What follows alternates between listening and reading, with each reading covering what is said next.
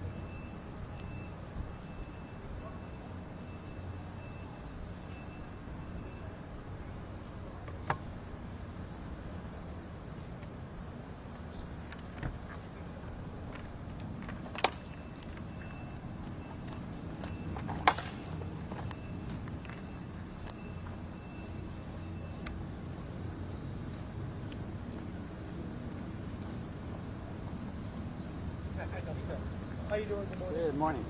What channel? AP, Associated Press.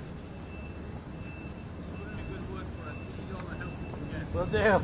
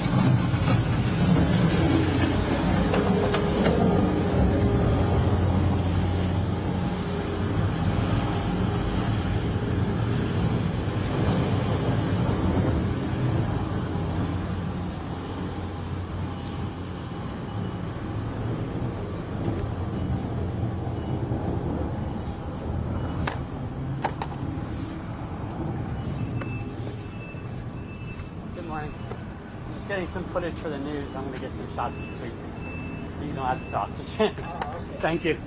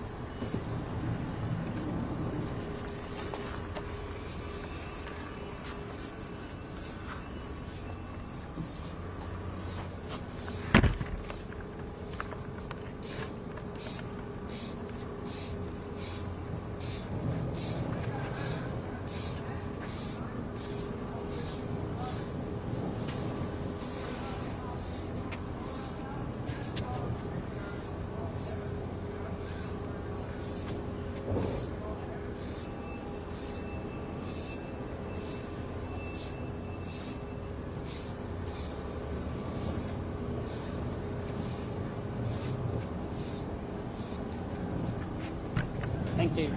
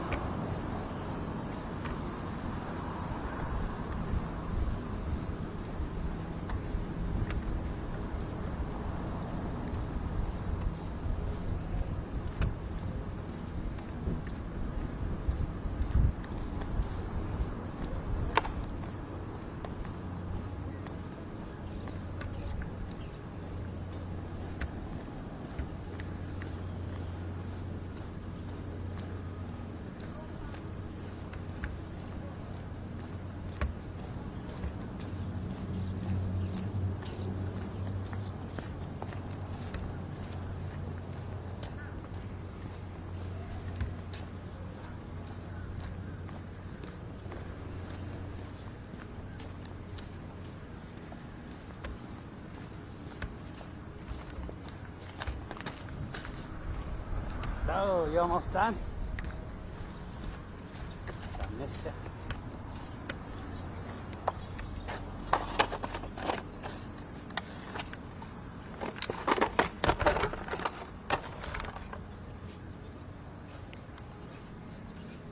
Morning. Trying to get some cleanup shots. So you guys, I don't think you're probably in the mood for it. okay, Sorry. no worries. Yeah.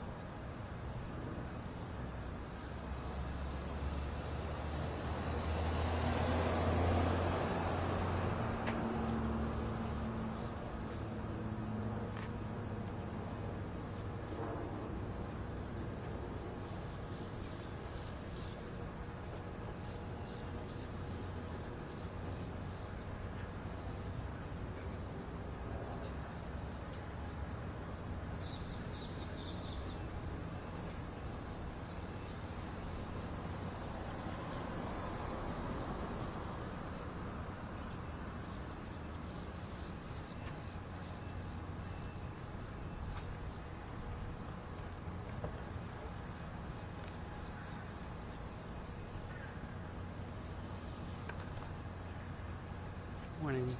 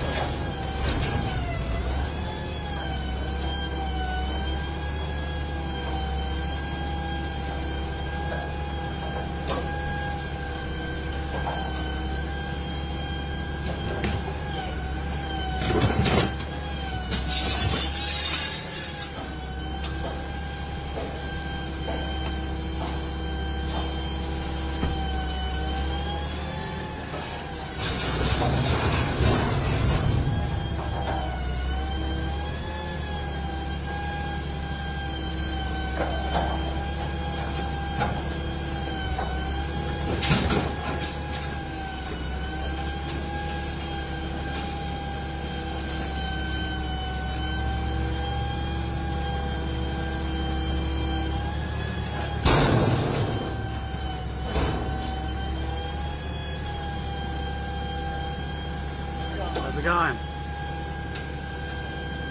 going? I bet you guys are really good with that claw game where you can get a front. These guys, yeah, they can like scrape the ground without, It's crazy. without tearing the grass up. I can't do that.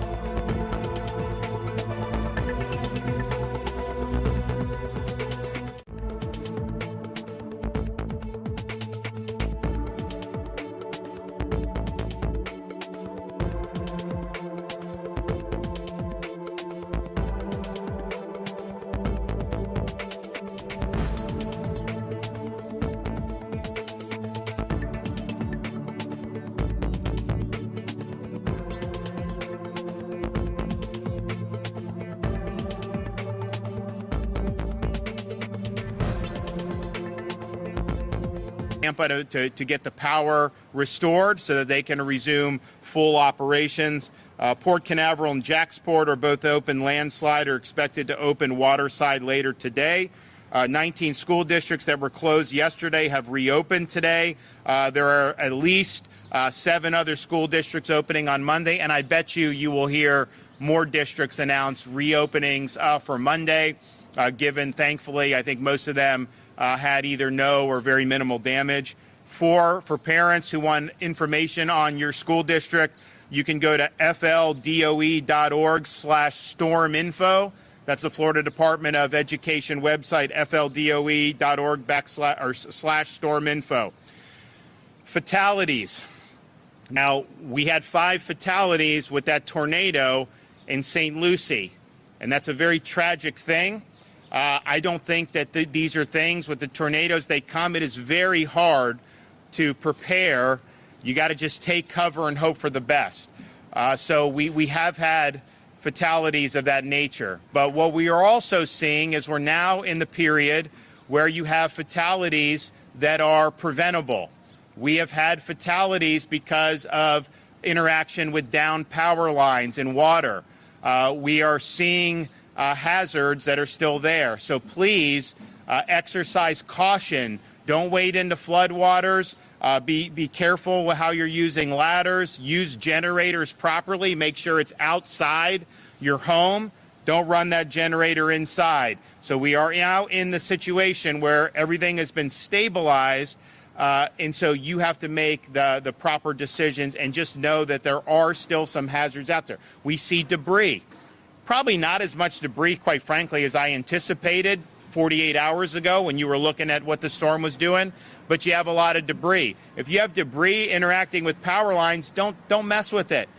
People will come and be able to get that handled. So please exercise caution. If you need assistance with things like helping with your house, we have all the organizations that are now descending on Florida again. They're all part of the Activate Hope mission through the Division of Emergency Management in Hope, Florida. We have a 24-hour hotline, 1-833-GET-HOPE, 1-833-GET-HOPE. If you have needs, chances are we're going to have an organization, not even government, private organization that can go and help you, particularly when you're talking about maybe damage to your home or property. We've got folks that can come and help mitigate that for you. So please utilize the Hope Florida line for that. If people need temporary shelter, we still have Visit Florida's emergency accommodation modules and Expedia and Priceline available. We also have through Hope Florida, if you have shelter needs, you can call Hope Florida. And they can work with their partners to see what's available.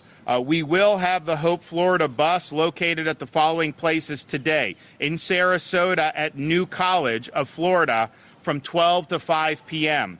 In Lee County, Hope Bus will be at Summit Church, 19601 Ben Hill Griffin Parkway in Fort Myers from 12 to 5. Charlotte County, Murdoch Baptist Church in Port Charlotte, 12 to 5. You will have the Hope Bus, and that will likely be in other counties in the ensuing days. If you have business damage, you can report your business damage on our business survey at floridadisaster.biz, floridadisaster.biz. We've also activated additional money for no-interest loans for businesses who may need a cash infusion. So we have an additional $50 million on top of what we did for Hurricane Helene. Normal businesses are eligible for up to $50,000, up to $100,000 for agriculture and aquaculture, and up to $150,000 for citrus and for cattle. And again, these are zero-interest loans, very flexible repayment options. Say we put aside money in Florida. We got a massive rainy day fund, massive surplus. And so we understand there's contingencies. So we want to work with people. We're not going to be beating down your door tomorrow to say, pay us back the money. We'll get it eventually, but we understand these are difficult times. And we are already starting having applications come in for Milton. We had a lot come in for Helene as well. So if you want to apply for one of those emergency bridge loans, you go to floridajobs.org/EBL, floridajobs.org/EBL. We've also activated the Florida Disaster Fund, where people can make tax-deductible charitable contributions so that this can be deployed to help people in need. That's floridadisasterfund.org, floridadisasterfund.org. We raised and distributed $63 million after Hurricane Ian. Now, this storm with Milton did not do, thankfully, the level of damage that Ian did, but there are going to be a lot of needs. We've had a lot of major companies step up and make significant contributions, and I know we've had a lot of individuals make smaller contributions as they can afford, and we thank you for that, and 100% of that money goes to helping people that are in need. I want to thank everybody for their hard work. This has been now going on for weeks, where we've been on this emergency footing. I know people have been working round the clock. Just when you started getting a little bit of normalcy after Helene, when things started to maybe stabilize, you turned around and had to deal with this other menacing storm, Hurricane Milton. And as I said, there's damage. There's a lot that's going to need to be done. We did not get the worst case scenario, but we did get hit, and we're going to have to work to bounce back. Okay, Kevin Guthrie. Good morning, everyone. Thank you, Governor DeSantis, for your continued leadership. I know you're ready to get moving on the cleanup of Milton, and we're ready to do that for you. Post-disaster fatalities are preventable. You've heard the governor talk about fatalities. I want to take a minute and just remind everybody, to the point of some of the governor's talkers, we will have volunteer organizations ready to go. We already have them ready to go to come in and help you. 1-833-GET-HOPE. 1-833-GET-HOPE. You can apply. We will match up the correct, you heard me talk about a couple of days ago, the right resources at the right place at the right time. We want to make sure that we don't send you a volunteer organization that does mass feeding when you need something that needs to be cut off your roof. So we'll get you through Get Hope, Activate Hope, and make sure we get the right one there for you. We are also working with Crisis Cleanup as an extension of Activate Hope to make sure that we're ready to do debris removal, tree removal, mucking and gutting, and mold remediation. We have all of those capabilities now, and we need you to go, again, to the Activate Hope website, Hope Florida, or call us at 1-833-GET-HOPE. Before you begin any cleanup, take close-up and far-away photos of what's going on. We need you to do that inside and outside of your home.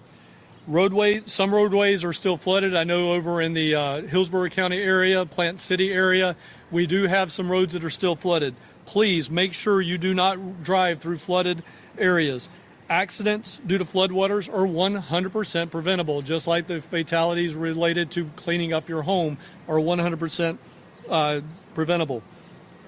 6 inches of moving water can knock a person over. 1 foot of moving water can move your vehicle. So please do not do that.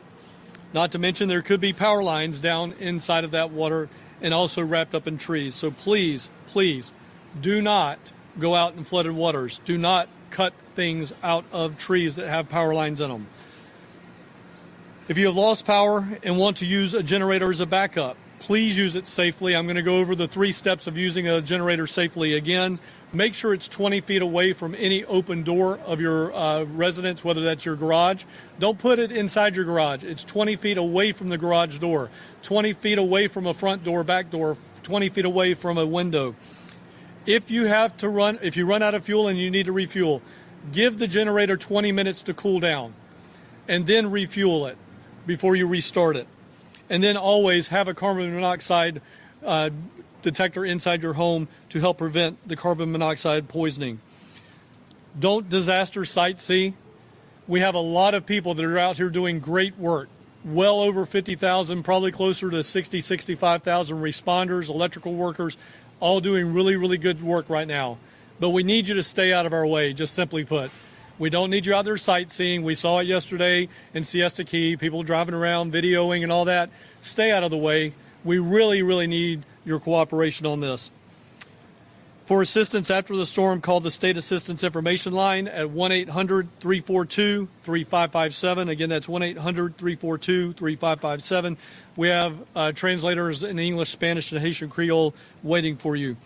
As always, our best way to get updates on the web is at floridadisaster.org/updates. for all the information on other organizations helping us out. And then for the most up-to-date, to-the-minute updates is follow us at FLSERT on X and Instagram, and on Facebook at FDEM. Again, Melissa, thank you for your partnership and your cooperation in this. General Haas, same thing. Governor, as always, thank you for your leadership. Okay.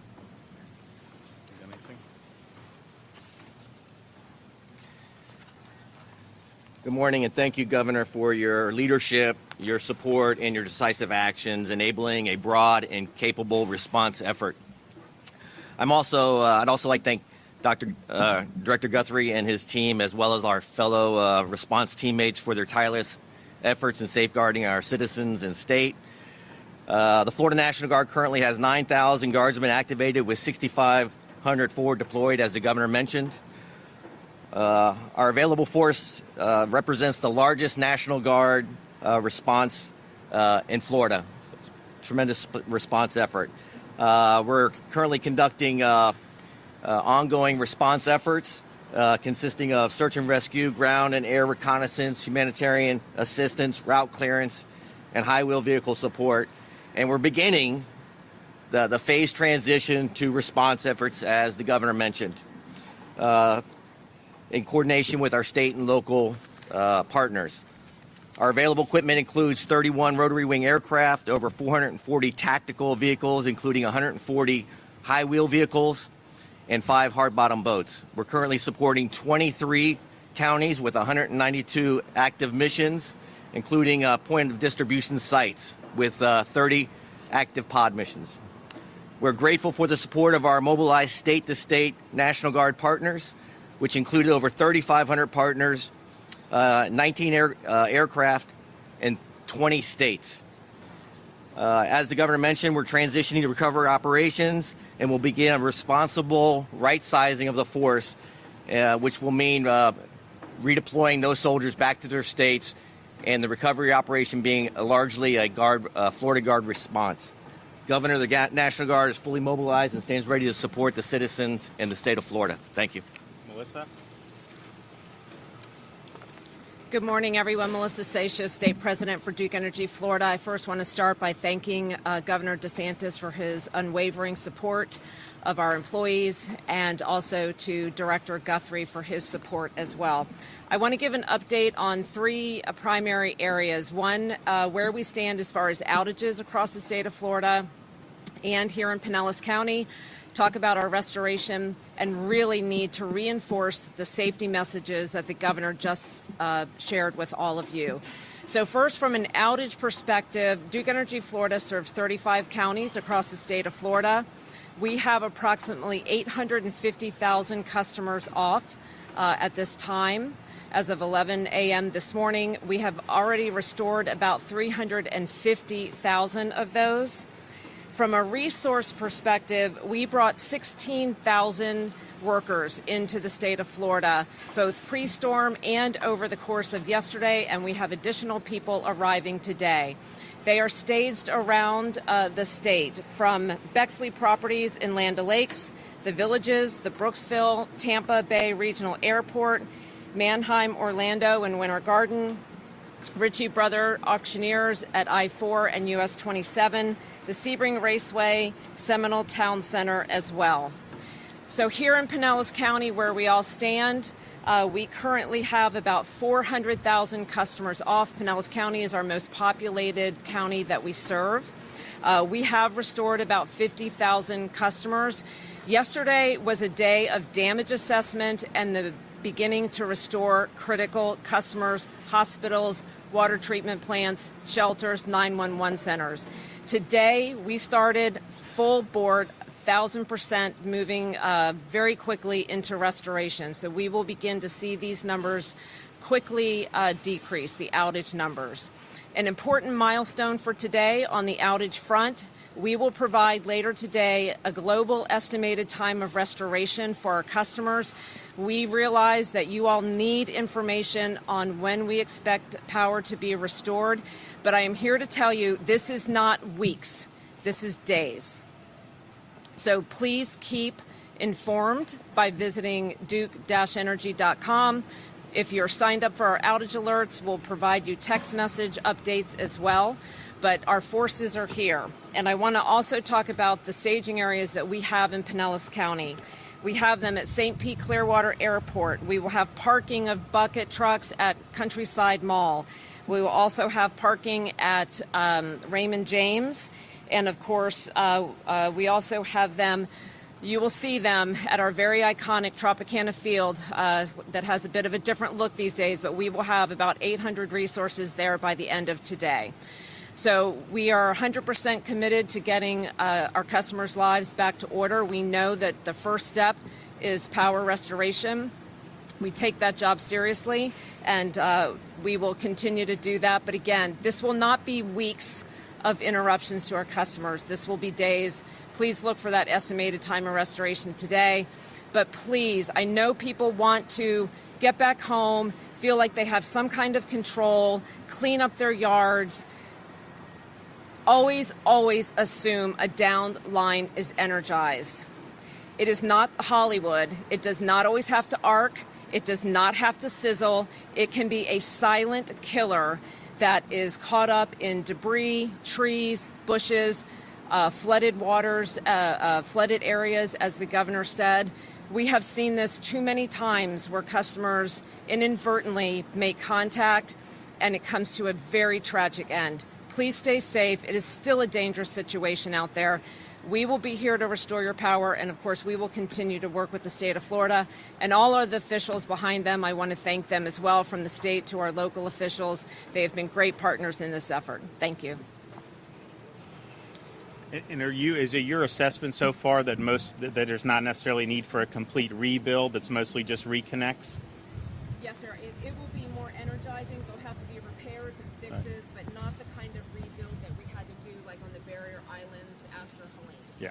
So when you're doing, so we have all the people in here statewide, Duke, TECO, FPL, co-ops, munis, and so that makes it go quicker. But if you have to rebuild the entire infrastructure because it got wiped out so bad, that just takes, even if you have everybody there, it just takes longer. If it's more of just re-energizing, you can see it done more rapidly. So I appreciate this is more linemen were pre-staged for this storm than have ever been done in the history of any hurricane response, because I think we're the only state that pre-stages, but certainly that. I mean, even Ian, we had over 40,000. That was a lot. We had over 30 for Helene, but this one was over 50,000 and probably got even in the mid-50s because you guys kept bringing people in when we stopped counting. So I really appreciate it, and I know it means a lot to people to be able to have the least amount of interruption to their lives as possible. And even though these storms do damage, most people, thankfully, don't suffer catastrophic damage from it. So if you get the power and everything working again, that we can kind of get more people on their feet quicker. So I want to thank everybody that's been involved for that. I mean, I've seen some of these linemen from all over the continental United States that have come here to be able to help. And my sense is, with what I saw in Sarasota when I was down there, that you're looking likely with FPL probably more just re-energizing, reconnect, rather than having a complete rebuild. That's just my assessment comparing Ian to comparing what I saw out on the coast of the barrier islands in Sarasota. So if that's the case, they've already done, 1.6 million, and the storm left yesterday afternoon. And so you got 2.4 million as of this morning, and I guarantee you're going to have people that are going to get this power throughout the course of the day. So thank you for doing that. Okay, we got a question. Yes, ma'am.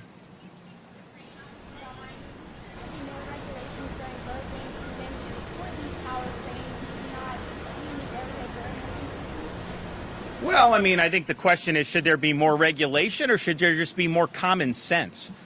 Do we have to regulate everything? I think most people take the cranes down, right? I know, Kevin, isn't that the standard practice? I don't think we've had to mandate that. The building officials should do that. Yeah, and so you have building officials, you have other people that are there, and so, it's like, do you have to really kind of like crack down from the state to do it? I would hope not, and I think most of the time in Florida that is handled very appropriately, but I think it just takes a little bit of common sense. They didn't have that with this storm. They had removed Well, you always, anytime you're doing stuff, you always have contingency plans for how you have to deal with different things. And I think, Kevin, do you want to speak to this issue? So, the state of Florida, we certainly lead the way, and I think you've seen that over the last 72 hours on how we respond to disasters. But disasters are at the local level. At the end of the day, Pinellas County's got a plan. St. Pete's got a plan. We need construction workers to have a plan, and you've got to have those contingencies. I mean, it's not like this snuck out from anywhere. I mean, we had strong 7 to 10 days notice that things were heading in this direction. If you go back and look at the previous 7 days prior to landfall, it was constantly being called for, the greater Tampa Bay region. So, again, to the governor's point, there's got to be a point where common sense comes into play. We cannot hold everybody's hand and do everything for them. That is not the function of government, whether it's local, county, or the state government, or even the federal government. It's not their job to do that.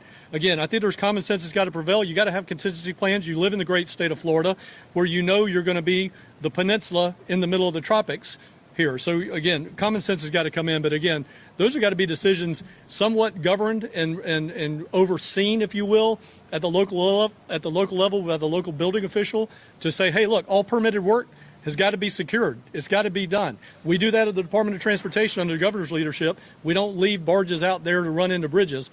We got to have some common sense to this. Yeah.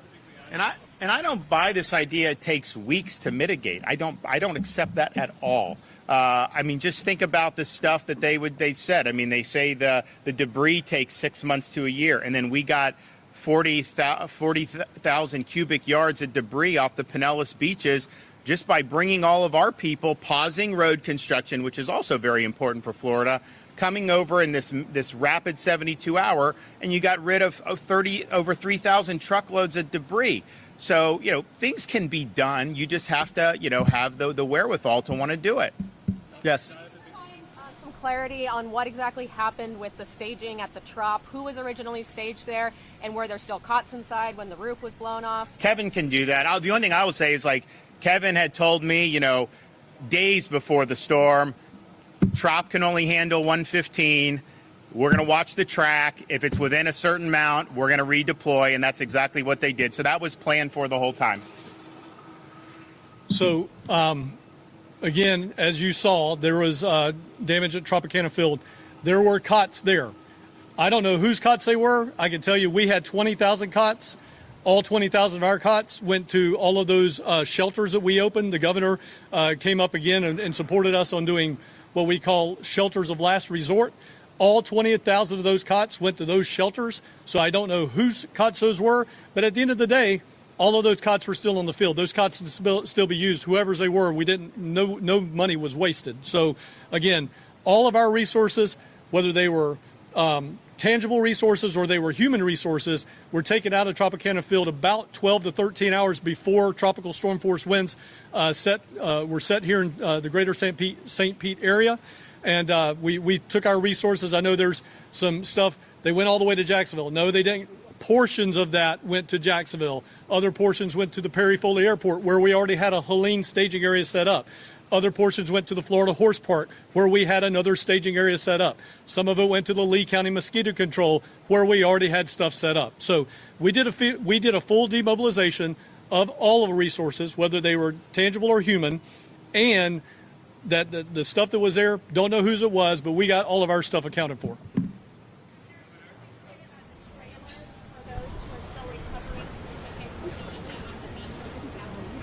About getting the mobile travel trailers. Yeah, so that program is active, and that would apply for Helene or for Milton. My sense is that I would say 90% of the trailers that are going to be needed are going to be Helene. Just from what I've seen, just having toured yesterday and today, when I was in Siesta Key, which was pretty close to ground zero of where the storm did.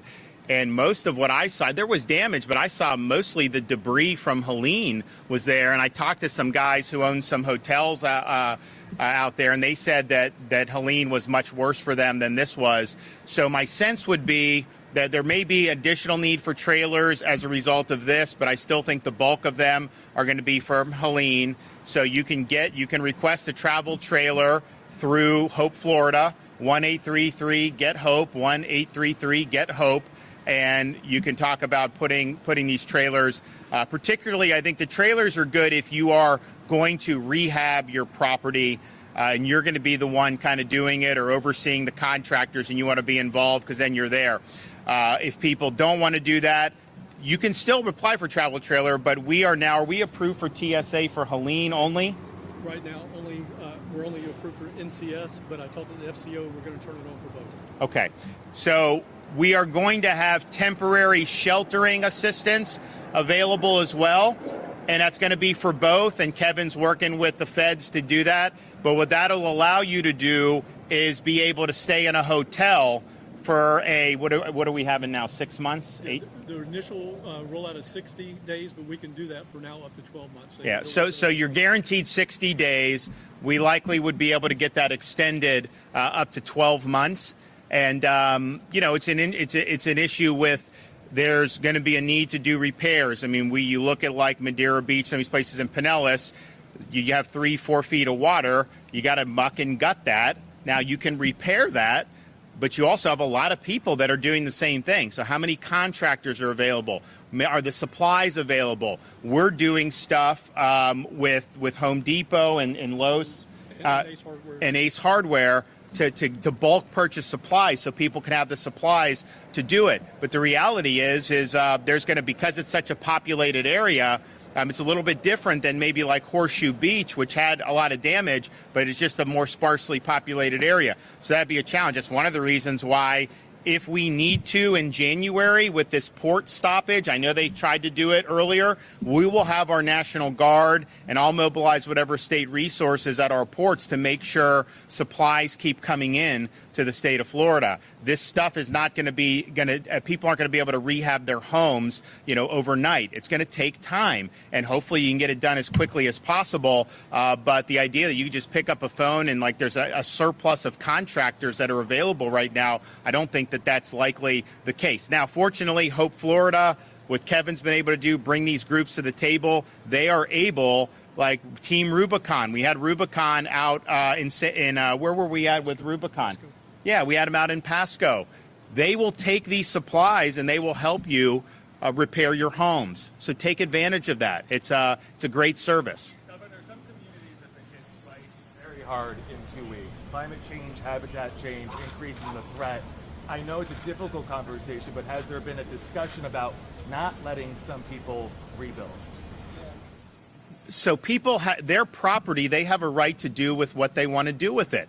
And it is tough when you have 2 back-to-back storms, no question. But I will tell you this, keep in mind also the people in North Florida, they got hit with Idalia in 2023, and so they had damage. So they spent all this time rebuilding, and then they get hit a year later, and that wipes away. So that is really bad too. So yes, these are things that are very tough. What I see is people have a lot of resilience. I know there's people who are interested in, and when we had Hurricane Ian, people were like, oh man, and that probably was the most significant storm that we've had. I mean, Michael was stronger, but Ian was so big. I think the total damage was probably more on that. And a lot of people were saying, oh, are people going to want to live in Southwest Florida? And within 2 weeks, you had people buying up homes. I mean, people wanted to get down there. So I think that there's always going to be a demand to live in a beautiful part of the world. Maybe I took it for granted growing up around here, but you can go all across this country and not find beaches better than what you have right here in Pinellas County. The reality is people work their whole lives to be able and work hard to be able to live in environments that are really, really nice. And they have a right to make those decisions with their property as they see fit. It is not the role of government to forbid them or to force them to dispose or utilize their property in a way that they do not think is best for them. All right, love you too. All right, we'll be back, guys. Thank you. We'll see ya.